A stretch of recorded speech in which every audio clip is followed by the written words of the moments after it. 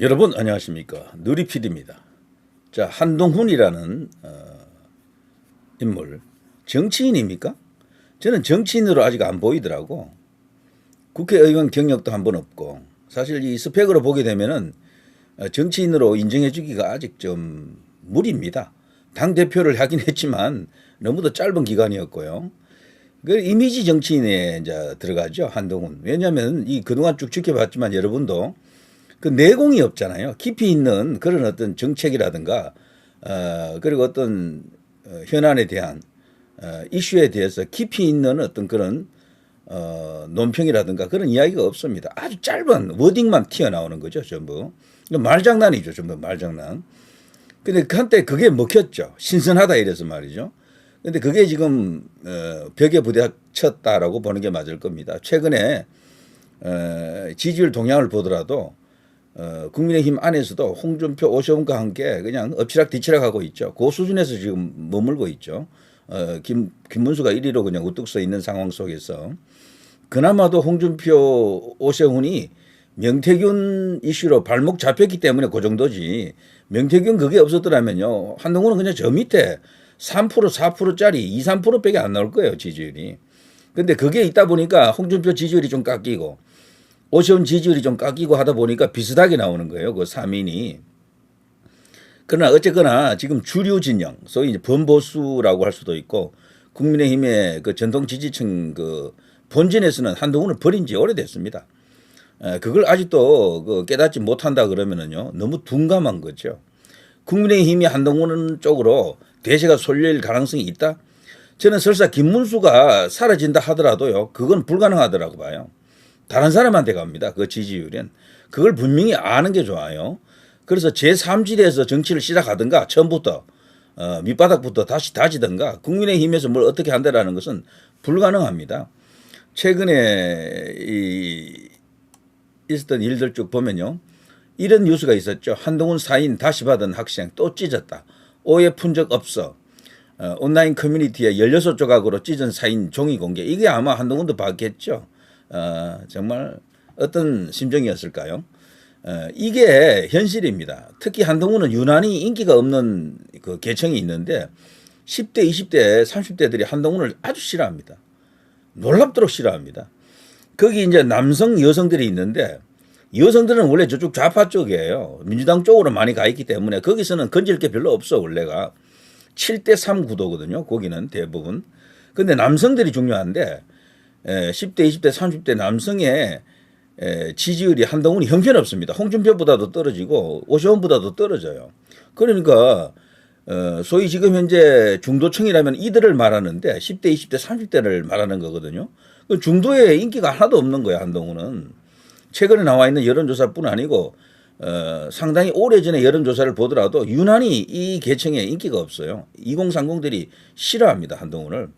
그 싫어하는 요인은 뭐 정밀하게 분석해 볼 필요가 있겠지만 진정성을 느끼지 못하고 그들 입장에서는 매력적이지 않은 거야. 한동훈의 그런 스타일이 60대 여성들이 보는 70대 여성들이 보는 것하고 다르다는 얘기입니다. 이제 그 젊은 친구들에게는 한동훈이 아직 제대로 각인이 안 됐을 수도 있지만 여러 가지 어떤 허점이 보이는 겁니다.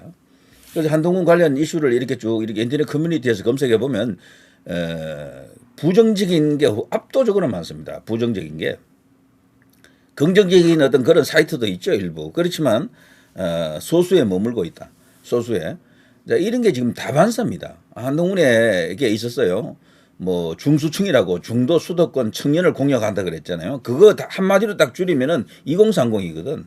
중도가 있는 곳, 수도권에 있을 텐데 중도, 수도권 그 모든 것을 아우르는 하나의 개념이 2030인데 2030에 인기 없는, 특히 2030 2대남 3대남에 인기 없는 정치인은 국민의힘에서 중도 확장력이 없다라고 봐야죠. 홍준표보다도 안 되고 오세훈보다도 안 된다라고 제가 확신합니다. 자, 그런 게 지금 한동훈의 현실이다. 심지어는요, 여기 경북대학교인데요. 박근혜 대통령을 잡아먹고 윤석열 대통령을 잡아먹고 대한민국을 잡아먹을 어쩌고 저쩌고 이게 누구를 말하는 겁니까? 결국은 한동훈하고 관련된 프레카드로 이제 보이기도 합니다. 자, 이 박근혜 대통령을 이제 수사해서 감옥에 넣는 과정에서 뭐 현 대통령 윤석열 대통령도 연관이 되지만 한동훈의 또 역할이 또 컸다라고 이제 보고요. 그리고 특히나 한동훈은요 박근혜 대통령뿐 아니고 이명박 대통령을 감옥에 넣는데도 지대한 역할을 했다 그러고, 그리고 우리나라 이제 이 재계의 기둥 이재용 여기 또 정몽구 그리고 롯데 회장 뭐 이런 사람들, 그런 사람들도 감옥에 넣는데 큰 역할을 했죠 한동훈이. 그리고 양성태 대법원장도 그렇고요. 양성태 대법원장 같은 경우는 1심에서 전체가 혐의가 무지 많았잖아요. 몇십 개 됐잖아요. 그 전체가 다 무죄 선고 나왔었죠. 그게 저 한동훈의 작품 아닙니까 전부. 그래서 한동훈은 이 보수에서 정치하려고 하려면요 통과 의례가 있습니다. 그래서 제가 옛날에도 자주 했던 이야기인데 사과를 진정성 있게 반드시 몇 번에 걸쳐서 해야 된다라고 했는데 지금까지 단 한 번도 사과를 안 하더라고. 박근혜 대통령 만났을 때도 사과 안 하고 이명박 대통령에게도 사과 없고 뭐 사과가 없어. 이명박 대통령은 뭐 제대로 아직 만난 적도 없죠. 그래서 이 한동훈이 윤석열 대통령과는 다른 거예요. 윤 대통령은 과거에 대해서 여러 번 진솔하게 대통령의 신분인데도 불구하고 사과를 했거든요. 특히 박근혜 대통령한테는 3번인가 사과를, 그것도 진정성 있게 사과를 했어요. 왜 사과를 안 하는지 모르겠습니다. 그죠? 그러니까 한동훈은 겉으로 보이는 그 이미지와는 달리 아집이 굉장히 강하다. 독선적이다라고 보는 게 맞을 겁니다. 겉보기와는 다른 거예요. 자기가 잘못됐을 수도 있다라는 그 생각을 못하거나 그것을 마치 패배나 자기가 백기투항한다라고 생각하는 것인지도 몰라요. 그래서 인격의 그릇이 그렇게 크지 않다라고 볼 수가 있습니다. 사과해야 됩니다. 한동훈은 여기서 보수에서 굴러 먹자면은 사과를 한 번이 아니라 100번이라도 해야 될 사람이야. 100번이라도. 그런데 전혀 그런 과정이 없으니까 이게 뭐 회원상생 그런 말도 있잖아요. 뭐 이렇게 좋게 넘어갈 수가 없는 거지. 그리고요. 가는 곳마다 이런 현상이 터지죠. 참 뻔뻔하기 그지없네. 사실상의 조기 대선 몸풀기, 우파 분열의 저주 대물림, 유승민의 박근혜 배신, 한동훈의 윤석열 배신 등등 하면서 가는 곳마다 한동훈 아웃, 사퇴, 꺼져 뭐 이런 것을 외치는 사람들이 구름같이 모여들죠. 그래서 지금 제대로 바깥 활동을 못 할 겁니다. 처음에 어떻게 좀 폼 좀 잡아보려 했는데 지지자들만 모이는 게 아니고 이렇게 안티들이 막 모여가지고 막 이렇게 해버리니까 뭐 엉망이 되는 거죠. 그리고 지지자들이라고 하는 것도 가보면요 항상 거의 고정화되어 있습니다. 60대 여성들이 제일 많아요. 거의 한 70%. 나머지도 대부분 여성이 대부분입니다. 한 8, 90%다 그래. 너무도 거기 모여 있는 거지. 50대 일부, 60대 여성이 주고 70대 여성도 일부 있고 요 정도죠 지금. 근데 이런 걸로 뭐 정치를 합니까? 솔직히 말해서. 정치 안 됩니다. 그래가지고는. 그래서 제가 볼 때는 한동훈은 정치인으로 보기에는 아직 미덥지 않다. 아직 통과 의례가 많다. 여러 가지 과정을 거쳐야 됩니다. 제가 볼 때는 국회의원부터 한번 해보는 것이 중요하다라고 생각합니다. 그런 과정도 없이 덜컥 한나라의 대통령을 먹겠다라고 하는 것은 어불성설이다. 한동훈을 지지하거나 지금도 그쪽을 밀고 있는 정치인들도 일부 있죠. 제가 그 사람도 논리를 잘 알거든. 중도에서 먹힌다 그러는데 천만의 말씀이에요. 한동훈은 중도 인기가 아주 없어요. 오히려 홍준표가 낫습니다. 중도 인기는. 오세훈이 더 낫다니까. 그걸 분명히 알아야 됩니다. 왜 한동훈은 중도에 인기가 없느냐를 스스로 잘 알아야 됩니다. 그런 원죄도 있는데 내가 과거에. 그래 본인이 갖고 있는 게 중도에 호소할 만한 게 없어요. 그냥 얄팍한 이미지밖에 없는데 그 이미지도 자꾸 보니까 실상 그 뭐 별거 아닌 거야. 가만 보니까 뭐 별로네. 인물도 뭐 영화 배우처럼 미남인 줄 알았던데 자꾸 보니까 그것도 아니고 뭐 그러니까 이게 이미지라는 게 죽어버린 거예요. 새롭고 신선한 그 이미지가 살지 않는 겁니다. 그걸 분명히 알아야 된다. 거기다가 뭐 머리부터 가발 논란부터 해서 뽕뿌라 이야기도 있고요. 그리고 또 이게 신발 갖고 뭐 키를 엄청나게 늘렸다 이런 이슈가 젊은 층에는 굉장히 그게 예민하게 작용합니다. 트럼프가요 대통령 되는 과정에서 뭐 이제 TV 프로그램 가서 그 사회자가 하도 트럼프가 가발이다, 트럼프가 대머리다 이런 어떤 그 여론이 있어가지고요. 그걸 확인하는 과정이 있더라고요. 유튜브 보면 쇼츠에 그 영상이 많이 올라와 있거든. 그러니까 그 머리를 한번 헝클어 볼 수 있느냐라고 그 사회자가 MC가 이제 이렇게 묻습니다. 그러자 트럼프는 대담하게 웃으면서 그렇게 했어요. 근데 그걸 머리를 막 헝클어 봤는데 대머리가 아니야. 뭐 머리가 엉망이 됐죠. 그렇지만 대머리는 아닌 게 확실히 알려졌었죠. 그 정도로 정치인은 투명해야 됩니다. 가발이면 가발임을 밝혀줘야 돼요. 속이고 있으면 안 된다니까. 그걸 말하지 않고 꾹 닫고 있으면 그 10대, 20대, 30대들은 다 알고 있는데 그 관련된 밈, 짤, 뭐 그런 패러디 영상 어마어마하게 많습니다. 아마 수천 개가 좀 돌아다닐 것이다. 그런 게 있기 때문에 10대, 20대, 30대에서 인기 올라가는 것은 영원하다. 영원하다. 차라리 있는 그대로 나오는 게 나아요. 키가 작으면 작은 대로, 머리가 없으면 없는 대로 나오는 게 훨씬 낫다. 그러면 차라리 지지율이 올라갈 가능성이 커요. 솔직히 말해서. 가는 것마다 이렇습니다. 한동훈의 제2의 김무성. 제2의 김무성도 아니죠. 제가 볼 때는 그 김무성급도 아니야. 그보다 그 밑에 몇 단계 밑이다. 이렇게 봐야 되겠죠. 자, 이렇기 때문에 뭐 어떻게 할 수가 없습니다. 그런데도 요즘 보면요. 제일 열심히 국민의힘 사이드에서 제일 열심히 뛰고 있는 게 저쪽은 이재명 뭐 완전 독주 체제고요. 한동훈 혼자 지금 대선 운동하고 있는 거야. 그나마도 한동훈이 믿고 있는 것은요. 조중동 같은 이런 언론들, 뉴데일리, 데일리안 같은 이런 어떤 나름대로 힘 있는 언론들이 뒤에서 좀 밀어주는 것 같습니다. 한동훈 관련 소식을 계속해서 전달하고 있고, 그리고 한동훈에 대한 비판이 없어요. 그 사람들이 대체로. 기할 정도로 비판을 안 합니다. 그러니까 자기들 보기에는 한동훈 이미지가 좋으니까 이재명하고 한번 싸워볼 수 있지 않겠나 뭐 이렇게 생각할지 몰라도 제가 지금 말씀드렸잖아요. 가장 중요한 10대, 20대, 30대에서 한동훈이 바닥이라니까 그걸 분명히 아셔야 됩니다. 여기서 뭐 이런 몇 마디 워딩 갖고 이렇게 극복할 수 있는 게 아닙니다.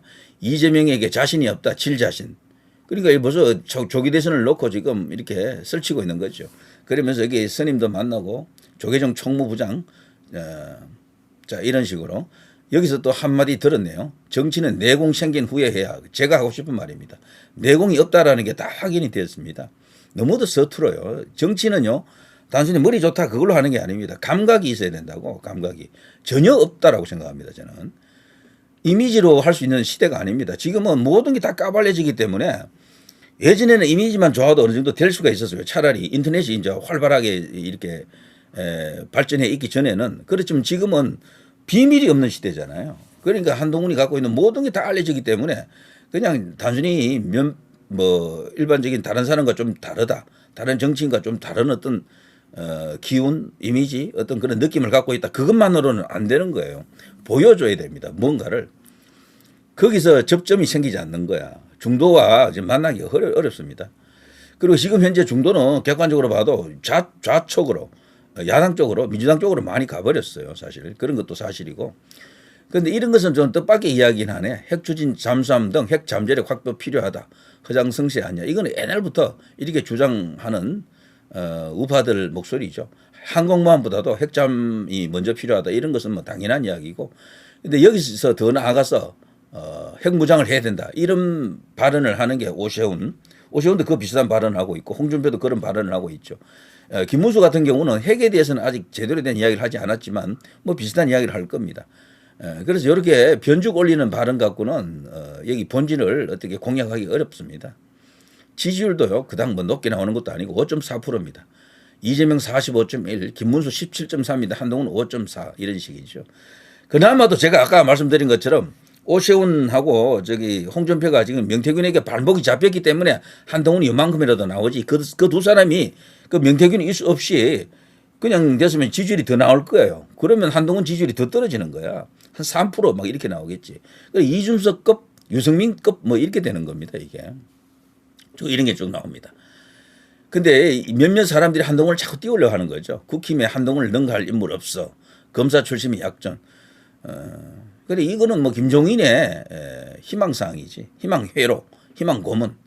뜨라 한동훈 하는데 안 뜨는 거야. 그런데 이거는 달리 말하면 김종인도 정치를 모르는 거야. 제가 볼 때는.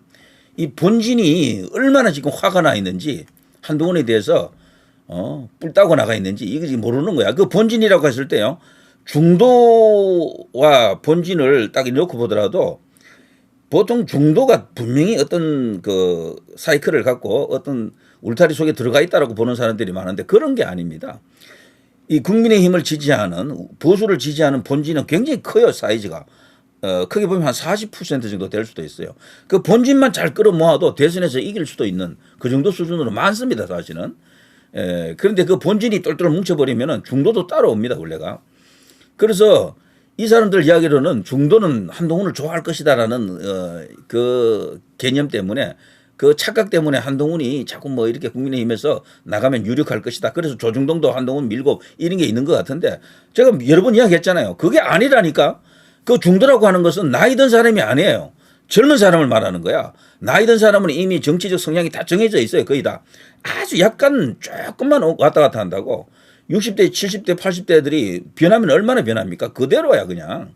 40대, 50대도 마찬가지야. 거기도 좌쪽으로 가 있기 때문에 무쪽으로 안 와요 거의. 조금만 움직인다고. 결국 많이 움직이는 것은 10대, 20대, 30대거든.